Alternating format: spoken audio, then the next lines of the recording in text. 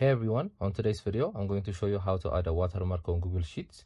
Since the app doesn't support this, we'll use their official website to do this. So firstly, we're going to need to go to our browser. So this is the website I already opened. So if you guys want, you could type in the following website. So next, we're going to open a new spreadsheet. So after we open that, we're going to click on Insert, then Image, then Insert Image over Cells.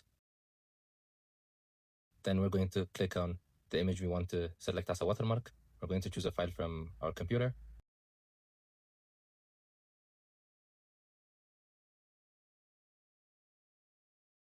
Then once selected, we're going to resize that image and put it where we want to put it. So once that's done, it's easy for you guys to proceed. Subscribe for more. Thank you guys again. Until we meet, goodbye.